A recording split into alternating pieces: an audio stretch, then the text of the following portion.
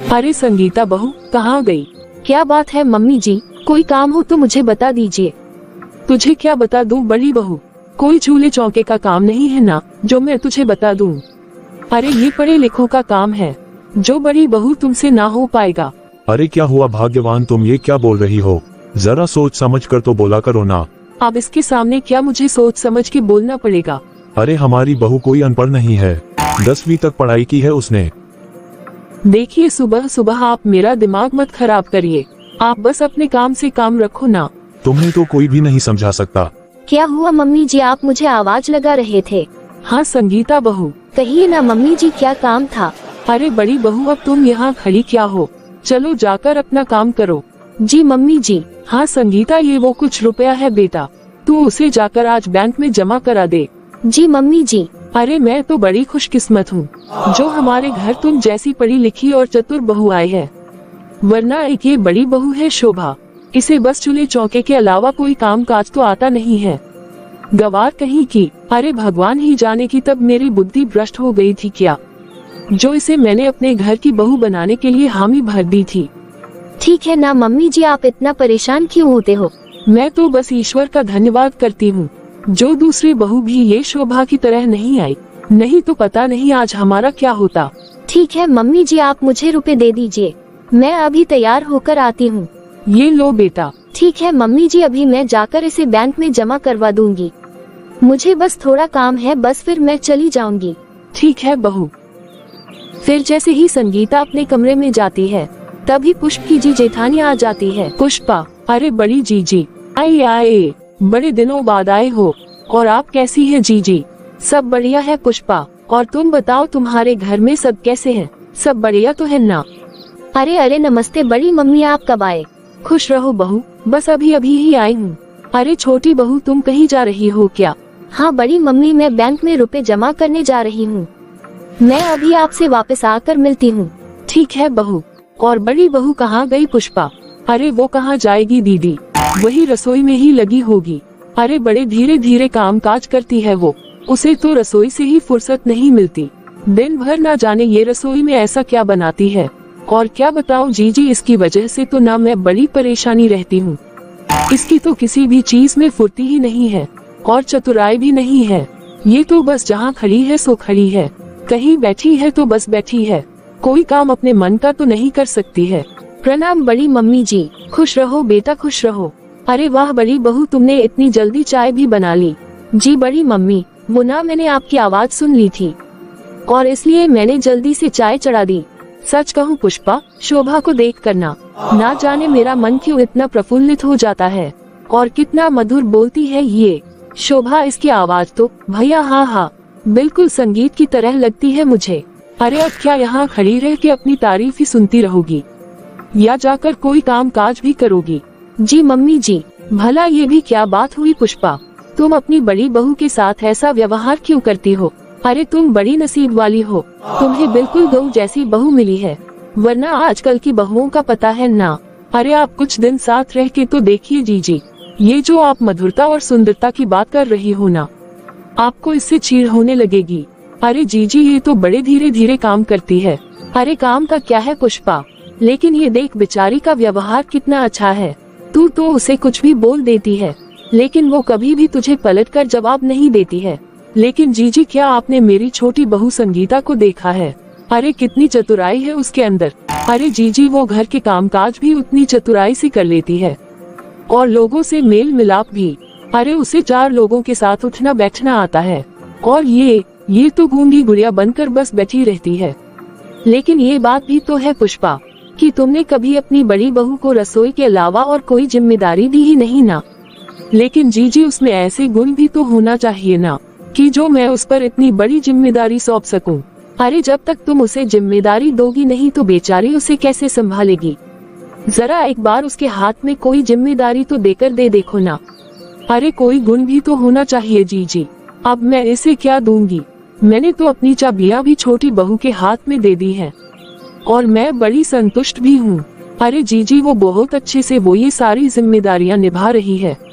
आप तो जानती हो ना जीजी, मेरे बेटों के पास तो इतनी फुर्सत ही नहीं होती, वो बेचारे दुकानदारी में कितने व्यस्त रहते हैं और ये बैंक में पैसे लेकर जाना, जमा करना, निकालना, ये सारी जिम्मेदारी तो मेरी छोटी बहू संगीता ही निभाती है।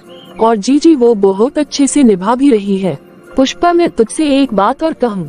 हाँ जीजी कहिए ना। अरे जब से बड़ी बहू आई है, बेचारी के हाथों में ना ही मैंने कभी सोने के कंगन देखे और ना ही उसके कानों में सोने के झुमके देखे हैं। और वही छोटी बहू जब देखो तब भारी भारी झुमके पहन लेती है, सोने के बड़े बड़े कंगन पहन लेती है। अरे वो तो सोने चांदी से ही लदी रहती है। तुम्हें ऐसा नहीं करना चाहिए पुष्पा, बल्कि ये तो सरासर भेदभाव है। आपको क्या लगता है जीजी, क्या ये बड़ी बहू सोने चांदी के जेवर संभाल सकती है? और रही मेरी छोटी बहू की बात, अरे वो जिम्मेदारी से कभी पहनती है और जिम्मेदारी से उतार कर रख देती है। और दूसरी बात जीजी, आपसे क्या छुपाना, आप तो जानती ही हो सब कुछ की संगीता के मायके वाले बड़े पैसे वाले लोग हैं और साथ ही वो अपनी बेटी को समय समय पर सोने चांदी के गहने बनवा कर देते रहते हैं। अब आप ही बताइए जीजी, क्या ऐसे में मैं भला क्या मैं उसे सोना चांदी पहनने के लिए मना करूंगी? और दूसरी तरफ ये शोभा के मायके में है ही क्या जीजी, और ये बड़ी बहू नहीं भी पहनेगी ना तो इसे कोई फर्क पड़ने वाला नहीं है। और नकली गहने उसके मायके वाले भी देख लेना, उसे बिना गहनों में तो उन्हें भी फर्क नहीं पड़ेगा। अरे तो तुम्हारे घर कौन से पैसे कौड़ी की कोई कमी है? मेरे देवर जी ने इतना कुछ बनाया है और साथ ही दोनों बेटे भी तो कितनी मेहनत कर रहे हैं ना, तो तुझे पैसे की कोई कमी है क्या? अरे यहीं से बनवा दो ना उसे सोने के छोटे छोटे से गहने, कि वो घर में उन्हीं गहनों को पहने। और तुझे नहीं बनवाना है तो मत बनवा, लेकिन कम से कम उसके मायके से थोड़ा बहुत जो कुछ आया होगा वही उसको डेली पहनने के लिए दे दिया करना। अरे भला अच्छा लगता है क्या कि ऐसे बहू घर में नकली जेवर पहन के घूमती रहती है? और वही दूसरी तरफ तेरी छोटी बहू जब देखो तब सोने चांदी से लग जाती है। अरे ज्यादा कुछ नहीं भी पहनाना है घर में तो मत बनवाओ, पर कम से कम एक मंगलसूत्र तो दे दो कि घर में सोने के मंगलसूत्र पहन कर रहे वो। और शोभा के माँ बाप ने भी तो एक आध जेवर दिए ही होंगे ना उसे। हाँ जीजी, नाम करने को सोना दिया तो है, बस इतना हल्का सा कान के झुमके दिए हैं, ऐसा लगता है कि कभी हाथ ही लगी तो वो टूट जाए। एक वो पायल बनवा के दी है कि वो भी ऐसी है कि उसे पहनकर 4 कदम चलेगी तो घुंघरू झड़ के इधर उधर बिखर जाएंगे। और सगाई में जो मेरे बेटे को अंगूठी पहनाए थे ना जीजी, वो अंगूठी भी 4 दिन हाथ में ना टिक पाई, इसलिए मैंने सारे जेवर संगीता के हाथ में दे दिए हैं। अब वही सब कुछ संभाल कर रखती है अलमारी में। अरे लेकिन ये तुमने ठीक नहीं किया पुष्पा। ठीक है तुम्हारी मर्जी की तुमने घर की चाबी दे दी छोटी बहू को, लेकिन कम से कम बड़ी बहू के पास उसके चढ़ावे के गहने ही तो दे दिए होते, क्योंकि उसके वो चढ़ावे के गहने और मायके के गहने में बड़ी बहू का पूरा हक है। एक तरफ तुम छोटी बहू पर आंख मूंद कर भरोसा कर रही हो और वही बेचारी बड़ी बहू जो छोटी बहू से 4 साल पहले आई है तो तुमने उसी के गहने लेकर छोटी बहू के हाथ में दे दिए। ये तो बिल्कुल सरासर नाइंसाफी है बड़ी बहू के साथ। देखिए जीजी, भले आपको ऐसा लगता होगा कि मैं इन लोगों के साथ भेदभाव कर रही हूँ, लेकिन मैं इनके साथ कोई भेदभाव नहीं कर रही हूँ। बात सिर्फ इतनी है जीजी की छोटी बहू ने अपने मायके में खूब पैसा खूब धन दौलत देखा है। अरे वो अपने घर से संपन्न है और वही बड़ी बहू गरीबी में पली बड़ी है। मुझे डर लगता है कहीं इसकी नियत बदल गई तो ये हमसे गद्दारी करके हमारे घर का पैसा सोना अपने मायके ना भिजवा दे, इसलिए मैं उसके हाथ में चाबी नहीं देती और यही कारण से मैंने उससे सारे गहने वापस ले लिए। और जीजी, ये फैसला मेरे अकेले का नहीं है कि मैं छोटी बहू के हाथ में चाबी सौंप दूं, बल्कि मेरे बेटे भी यही चाहते हैं कि छोटी बहू के हाथ में रहे चाबी, और आपके देवर जी भी तो यही चाहते हैं, इसलिए दे दिया मैंने छोटी बहू के हाथ में चाबी। और इतना ही नहीं जीजी, मेरी छोटी बहू संगीता इतनी होशियार है कि उसने मेरे बेटों के व्यापार में भी मदद करना शुरू कर दिया है और आपके देवर जी के भी काम में वही मदद करती है। अरे जीजी, हिसाब किताब में तो वो मेरे बेटों को पीछे छोड़ देती है, इतनी होशियार है मेरी छोटी बहू। तुम्हारी सारी बातें ठीक है, लेकिन फिर भी मैं तुमसे कहना चाहूंगी पुष्पा कि तुमने पूरी जिम्मेदारी छोटी बहू के हाथ में सौंपकर कुछ ठीक नहीं किया। पता नहीं क्यों ये सब सुनकर देखकर मुझे बहुत बुरा लग रहा है। और एक और बात है पुष्पा कि मैं मानती हूँ कि छोटी बहू का मायका बहुत संपन्न है, वो बहुत ही पैसे वाले लोग हैं, लेकिन इसका मतलब ये नहीं कि उस पर आंख मूंद कर विश्वास किया जाए। चलो आंख मूंद कर विश्वास करना ठीक है, लेकिन कल की आई छोटी बहू के हाथ में तुमने अलमारी की चाबी सौंप दी। और बेचारी बड़ी बहू जो इतने सालों से है तुम्हारे साथ, क्या उसने कोई विश्वास नहीं बनाया जो तुमने उसे सिर्फ रसोई तक सीमित रखा है।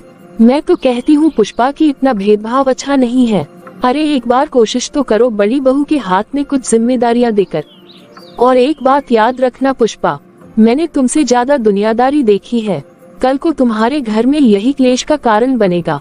वो तो ईश्वर का धन्यवाद करो जो बड़ी बहू इतनी विनम्र स्वभाव की है, जो चुपचाप ये सब बर्दाश्त कर रही है। वरना कोई दूसरी लड़की हो ना तो ये सब बिल्कुल भी बर्दाश्त ना कर पाए। अरे उदाहरण के लिए मान लो कि बड़ी बहू की जगह आज छोटी बहू के साथ ऐसा होता ना, तो वो तो 4 दिन में तुम्हारी अकल ठिकाने लगा देती। अब ऐसा है जीजी, आप मेरी बातों का बुरा मत मानना, लेकिन आपका एक ही बेटा है ना और आपके घर एक ही बहू है, इसलिए आप ये सारी बातें नहीं समझेंगे। अरे संगीता बहू तुम आ गई। अरे माफ कीजिए मम्मी जी, मुझे आज ना आने में थोड़ी देर हो गई। लेकिन तुम्हें क्यों देर हो गई? वो बड़ी मम्मी जी के आंखों के ड्रॉप लेना था ना मुझे, तो वो मुझे थोड़ी दूर तक जाना पड़ा। वो मेडिकल की शॉप बैंक से काफी आगे है ना, और मैंने सोचा कि अगर इतनी दूर आ ही गई हूँ तो 2-4 सब्जियाँ भी खरीद ही लेती हूँ, वरना पापा जी को शाम को परेशान होना पड़ेगा, इसलिए मैं कुछ सब्जियाँ भी ले आई हूँ। देखा ना जीजी आपने, कितनी होशियार है मेरी छोटी बहू। अरे चारों तरफ उसका दिमाग चलता है। हाँ पुष्पा, शायद मैं जो देख रही हूँ तुम वो नहीं देख पा रही हो। शोभा एक गिलास पानी ले आओ, बेचारी इतनी दूर से धूप में चल कर आई है। अरे रहने दीजिए ना मम्मी जी, क्यों दीदी को परेशान करते हो आप, मैं खुद ही ले लेती हूँ। देखा ना जीजी, सबकी कितनी चिंता होती है इसे। अब आप ही बताए ना जीजी, ऐसी गुणवान बहू पर कैसे मैं आंख मूंद कर विश्वास न करूं। हाँ ठीक है पुष्पा, शायद तू ठीक हो। चल ठीक है पुष्पा, चलती हूँ मैं। देख तू अपना ख्याल रखना, हो सके तो तू थोड़ा ध्यान बड़ी बहू पर भी देना और उस पर थोड़ा विश्वास भी जताना। मुझे तो लगता है कि जीजी को मेरी छोटी बहू से जलन होती है, इसलिए ही वो ऐसा बोल रही थी। दीदी नाश्ता तैयार हो गया क्या? हाँ संगीता, लगभग तैयार ही समझो। तुम चाय चढ़ा दो ना और मैं 2-4 पराठे सेक लेती हूँ। अरे संगीता, तुम यहाँ रसोई में क्या कर रही हो? वो मम्मी जी, दीदी ने अभी तक नाश्ता नहीं बनाया था ना, तो मैंने सोचा मैं ही नाश्ता बना देती हूँ। अरे तुझे कितनी बार कहा है बेटा कि तू ये चूल्हा चौके के लिए नहीं बनी है। तू चल मेरे साथ और मुझे कुछ गहने निकाल कर दे, और साथ में दुकान का हिसाब किताब भी करना है, इसलिए बैंक जाकर तू 5 लाख रुपए निकाल कर ले आ। लेकिन मम्मी जी, आपको गहने की जरूरत क्यों पड़ गई? अरे आज तेरी सविता आंटी के यहाँ सुहागले की पूजा है ना, बस उसी में जाना है मुझे। और चूल्हे चौके के लिए ये है नागवार शोभा, ये कर लेगी सब कुछ। तू चल मेरे साथ, मत आया कर तू यहाँ रसोई में। मम्मी जी हमेशा मेरे साथ ऐसा क्यों करती है? मम्मी जी के मुंह में जो आता है मेरे लिए वो बोल देती है। मैंने तो नहीं कहा था ना मम्मी जी से कि आप मुझे अपने घर की बहू बनाए। कभी मम्मी जी मुझे गवार कह देती है, और कभी कह देती है कि मैं गरीब घर से आई हूँ, कभी कहती है कि मेरी औकात नहीं है, और कभी कहती है कि तुझ पर विश्वास नहीं है। अरे अगर मैं चुप रहती हूँ तो इसका मतलब ये तो नहीं है ना कि मुझे बुरा नहीं लगता, लेकिन फिर ये सोचती हूँ कि किसी को बता के फायदा भी क्या होगा। अरे मेरा यहाँ है ही कौन सुनने वाला, मैं तो लड़ झगड़ के अपने मायके भी नहीं जा सकती, वरना जो मेरी छोटी बहन है ना उसका क्या होगा। अभी मम्मी पापा को उसकी शादी भी तो करनी है, और अगर मैं ऐसे मायके में जाकर बैठ जाऊंगी तो उसकी शादी पर कितना बुरा असर पड़ेगा। लड़के वाले बोलेंगे कि अगर बड़ी बहन ही अपने मायके आकर बैठ गई है तो भला छोटी कैसी होगी। अरे क्या हुआ बेटा शोभा, तुम इतनी परेशान क्यों हो? कुछ नहीं पापा जी, आपको कुछ चाहिए था पापा जी? हाँ बेटा, वो एक गिलास गर्म पानी कर दो। पापा जी मैं आपसे एक बात पूछूं? हाँ बेटा पूछो ना। पापा जी आपको तो पहले से ही पता था ना कि मेरे मम्मी पापा बहुत ही गरीब है, फिर जानबूझकर आपने मुझे अपने घर की बहू क्यों बनाया? संगीता की ही तरह किसी बड़े घर की बेटी को लाना था। पापा जी घर में सब लोग तो उस पर आप आंख मूंद कर विश्वास कर सकते हैं। बेटा शोभा, तुम अपना मन क्यों छोटा करती हो? अरे बेटा, तुम अपनी सास की बात का बुरा मत मानो, तुम्हें तो पता ही है ना कि वो किसी को भी कुछ भी बोल देती है। अरे बेटा, तुम तो वो हीरा हो जिसकी पहचान हर किसी को नहीं हो सकती, और बेटा मुझे विश्वास है कि एक ना एक दिन तुम्हारी सास को भी तुम्हारी अहमियत जरूर समझ में आएगी कि तुम क्या हो हमारे लिए। पापा जी मुझे धन दौलत रुपए पैसे का कोई मोह नहीं है, लेकिन पापा जी मैं बस इतना ही चाहती हूँ कि मुझे सम्मान नहीं देना है तो मत दीजिए, लेकिन कम से कम इस तरह बार बार मेरा अपमान तो मत कीजिए। ठीक है बेटा, तुम चिंता मत करो, और बेटा तुम अपने आप को बिल्कुल भी दुखी मत करो। देखो बेटा, मुझे तुम पर पूरा विश्वास है, और साथ में ही अखिल को भी तुम पर पूरा विश्वास है। ठीक है पापा जी, मैं आपके लिए अभी गर्म पानी लेकर आती हूँ। फिर अगले दिन। अरे नमस्ते समधन जी। अरे नमस्ते नमस्ते समधन जी, आइए बैठिए और बताएं समधन जी कैसे हैं आप। हम तो ठीक हैं। संगीता कहाँ है? समधन जी दिखाई नहीं दे रही। अरे समधन जी, संगीता तो बैंक गई है रुपए लाने। अच्छा, अरे कोई बात नहीं, मैं थोड़ी जल्दी में थी। मैंने ना संगीता के लिए ये हार बनवाया है, तो मैंने सोचा कि अभी सामने त्योहार आ रहे हैं तो उसमें पहन लेगी वो, इसलिए लेकर आई हूँ। लेकिन अभी संगीता बैंक गई है तो ये मैं आपको ही दे देती हूँ। अरे आप रुके ना उसके आने तक। नहीं समधन जी, मुझे ना कोई जरूरी काम था, इसलिए मैं नहीं रुक पाऊंगी। लीजिए समधन जी, ये हार बनवाया है मैंने उसके लिए। अरे बाप रे, इतना महंगा हार बनवाने की क्या जरूरत थी समधन जी? अरे कैसे जरूरत नहीं थी समधन जी? संगीता हमारी एक ही तो लाडली बेटी है ना। अरे समधन जी, लेकिन उसकी भाभी भी तो है। इस तरह बार बार संगीता को ऐसे गहने जेवर देंगे तो कल को उसकी भाभी को भी तो बुरा लगने लगेगा ना। अरे काहे का बुरा लगेगा समधन जी? हमने संगीता की भाभी को भी खूब दिया है, और हम जब भी संगीता के लिए जेवर बनवाते हैं ना, तब अपनी बहू के लिए भी बनवाते हैं, तो इसमें बुरा मानने वाला सवाल ही नहीं है यहाँ। अच्छा ठीक है समधन जी, मुझे देर हो रही है, मैं चलती हूँ, फिर आऊंगी फुर्सत से। अरे आप चाय पानी तो पी लीजिए। अरे नहीं समधन जी, फिर कभी, अभी मुझे कुछ जरूरी काम है। जी नमस्ते समधन जी। बाप रे, इतना महंगा हार। शोभा ओ शोभा। मम्मी जी, लो देख लो शोभा, संगीता के मायके से हार आया है संगीता के लिए। जी मम्मी जी, बहुत ही सुंदर हार है। ये मुझे भी पता है कि ये हार सुंदर है, लेकिन क्या तुम्हें नहीं लगता कि कभी तुम्हारे माँ बाप भी कोई उपहार देकर जाए तुम्हें? मम्मी जी, वाह मम्मी जी, ये किसका हार है और वो भी इतना सुंदर? बेटा अभी अभी तुम्हारी मम्मी ही ये हार तुम्हारे लिए देकर गई हैं। क्या ये हार मम्मी ने दिया है? हाँ बेटा। अरे मैं कितनी बार मना करती हूँ मम्मी को कि इस तरह बार बार मेरे लिए ऐसे जेवर मत बनवाया कीजिए। अरे मैंने भी तो समधन जी को मना किया बेटा, लेकिन वो कहती है कि ये तो हमारी बेटी के लिए प्यार है हमारा। अच्छा जाओ बेटा, अब इसे संभाल कर ना अलमारी में रख दो। ठीक है mummy ji. Hello. Thank you very much mummy. अरे अब संगीता तू मुझे क्यों थैंक यू बोल रही है? अरे बेटा, तेरे पैसों का हार है, तेरे पैसे, तेरा हार, भला मेरा इसमें क्या है? मैं तो बस तुम्हारे ससुराल तक छोड़कर ही तो आई हूँ। अरे मम्मी, आपकी मदद के बिना तो मैं ये सब कभी नहीं कर सकती ना, इसलिए थैंक यू तो बनता है ना। अरे मेरे ससुराल में इतना पैसा है ना मम्मी कि मैं एक बार में 10-20 हजार भी ले लूँ तो इन लोगों को कानों कान खबर भी नहीं लगेगा। और मम्मी, मेरी सास तो मुझ पर अंधा विश्वास करती है, इसलिए उन्हें इस बात की कभी भनक भी नहीं लगने वाली कि मैं अपने ससुराल के पैसे को अपने मायके भिजवाकर उन्हीं पैसे से गहने बनवा कर मंगवाती हूँ आपसे। क्या संगीता ऐसा करती है? ठीक है मम्मी, रखती हूँ मैं। मुझे ऐसा लगा जैसे कमरे में कोई था। देखो बेटा, जरा हिसाब से बातचीत किया करो, वरना दीवारों के भी कान होते हैं। ठीक है मम्मी, मुझे ऐसा लगा जैसे यहाँ कोई आया था अभी, या हो सकता है मेरा वहम ही होगा। बाप रे, संगीता मम्मी जी के साथ इतना बड़ा विश्वासघात कर रही है। मुझे ऐसा लग रहा है जैसे मुझे मम्मी जी को ये सब बता देना चाहिए, लेकिन उन्हें ये बताकर फायदा भी क्या होगा? मेरा विश्वास भी कौन करेगा? और वैसे भी मैं होती कौन हूँ इस तरह संगीता की खुशियों को छीनने वाली? यदि उसे ये सब करके खुशी मिल रही है तो हो जाने दो उसे खुश, मुझे क्या करना? जब मम्मी जी को ही अपने पैसे रुपए की फिक्र नहीं है, उनको संगीता पर पूरा भरोसा है, तो भला मैं कौन होती हूँ किसी को सजा देने वाली?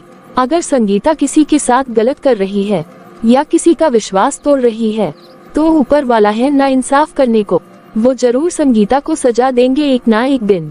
अरे क्या हुआ शोभा, किसे कौन सी सजा देने की बात कर रही हो तुम? अरे नहीं, कुछ नहीं जी। शोभा, क्या तुम्हें किसी चीज की जरूरत नहीं है? क्यों जी, क्या हुआ? अरे कितने दिन हो गए तुमने मुझसे कोई चीज मंगवाई ही नहीं है। क्या तुम्हें किसी चीज की कोई जरूरत नहीं पड़ती यहाँ? क्या अलग से जरूरत पड़ेगी जी? घर पर जरूरत का सारा सामान पहले से ही तो है ना। अरे मेरा मतलब है कि जैसे नई साड़ियाँ, चूड़ी, बिंदी, सजने संवरने का सामान। उधर निखिल को देखो, वो संगीता के लिए कितना सामान ले लेकर आता है, और एक तुम हो जो मुझसे कोई चीज के लिए बोलती ही नहीं हो। नहीं जी, मुझे अभी किसी चीज की कोई जरूरत नहीं है।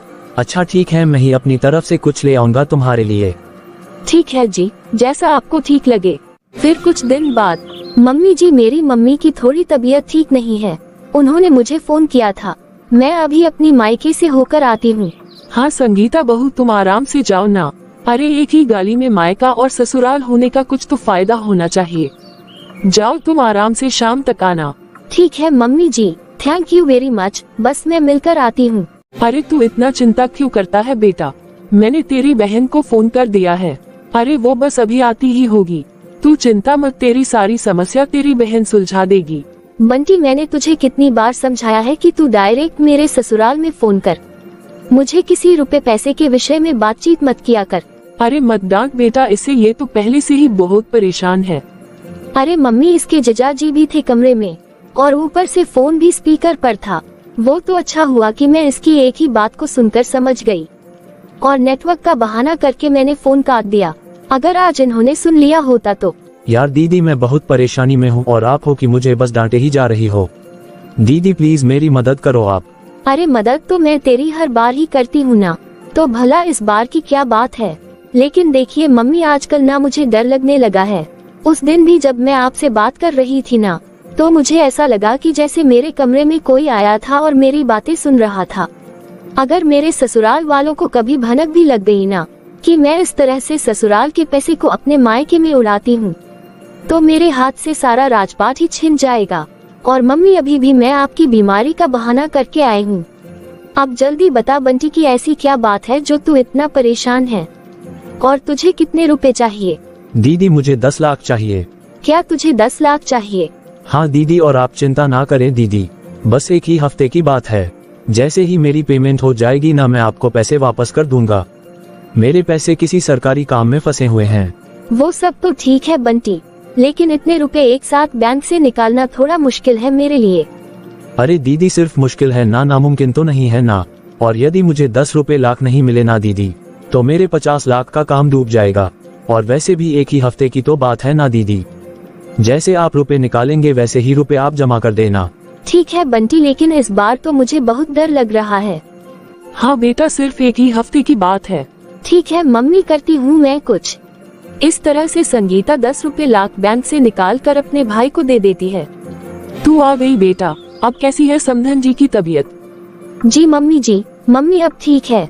अच्छा सुनो बेटा, तुम बिल्कुल सही समय पर आए हो। वो निखिल बोल रहा था कि उसे किसी व्यापारी को पैसे देने हैं, तो तू बैंक से जाकर 7 लाख रुपए निकाल के ले आना कल। क्या कल इन्होंने किसी रुपए देने हैं? लेकिन मुझे तो पहले बताया नहीं था इन्होंने। अरे उसे भी कहाँ पता था बेटा, वो तो कल ना एक उसके सेठ का फोन आया था कि वो इधर कुछ काम से आ रहा है, तो वो सारे व्यापारियों से वसूली करते हुए ही जाएगा। ठीक है मम्मी जी। हे भगवान, मैंने आज ही अपने भाई को रुपए दिए हैं। जी कह रही है कि कल इन्हें पैसे की जरूरत है। हे भगवान, ये सब क्या हो रहा है? मैं तो बहुत ही बुरी फंस गई। मैं अभी मेरे भाई को फोन लगाकर बोलती हूँ कि वो मुझे रुपए वापस दे दे। हेलो बंटी, तू मुझे वो पैसे वापस दे दे मेरे भाई। ससुराल वालों को अभी पैसे की सख्त जरूरत है। लेकिन दीदी, मुझे जिस काम के लिए रुपयों की जरूरत थी, वो रुपए तो मैंने वहाँ खर्च कर लिए, और अभी एकाएक मैं आपको कैसे रुपए वापस कर सकता हूँ? इसलिए अब मैं तो आपको रुपए एक हफ्ते बाद ही लौटा दूंगा। अभी मैं रखता हूँ दीदी, बिजी हूँ मैं। हे भगवान, अब मैं क्या करूँ? मुझे तो बहुत घबराहट हो रही है। इस तरह से संगीता पूरी रात भर परेशान रहती है। वो सारी रात सो ही नहीं पाती है, और जैसे ही सुबह होती है तो उसकी सास उससे कहती है कि जाओ बेटा रुपए ले आओ बैंक से। अरे संगीता बेटा, तुम रुपए ले आई क्या बैंक से? नहीं मम्मी जी, बैंक तो गई थी मैं, लेकिन बैंक वालों ने बताया कि अभी सर्वर डाउन है, इसलिए अभी रुपए नहीं निकल पाएंगे। क्या सर्वर डाउन है? लेकिन मम्मी, मुझे तो सेठ को रुपए देना बहुत जरूरी है, बल्कि ये तो मेरी इज्जत का सवाल है। मैं अभी बैंक में जाकर पता करता हूँ और देखता हूँ कि कुछ समाधान हो पाए। अरे नहीं जी, मैं तो बैंक गई थी ना पता करने। आप ऐसे क्यों परेशान होते हो? थोड़ी देर वेट कर लीजिए, हो सकता है कि कल तक काम हो जाए। अरे नहीं संगीता, रुपए आज ही देने बहुत ही जरूरी हैं। कोई बात नहीं, मैं अभी बैंक से होकर आता हूँ। अरे मेरी बात तो सुनिए। जाने दो संगीता उसे बैंक में, वैसे उसकी बैंक में बहुत पहचान है, उसे रुपए दे देंगे बैंक वाले। हे भगवान, आज तो गई मैं। अरे क्या हुआ बेटा, तू क्यों इतनी परेशान हो रही है? बेटा तू चिंता मत कर, निखिल खुद ही देख लेगा। इस तरह से संगीता की सास संगीता को चिंता न करने को कह तो देती है, लेकिन संगीता तो अंदर ही अंदर बहुत ही घबरा रही थी। क्या बात है बेटा, तू इतनी चिंतित क्यों है? जी कुछ नहीं मम्मी जी। संगीता, अरे तुझे क्या हो गया है? तू बहू पर इतने जोर से क्यों चिल्ला रहा है? मम्मी संगीता हमसे झूठ बोल रही थी कि ये बैंक गई थी, बल्कि ये तो अभी तक बैंक गई ही नहीं है।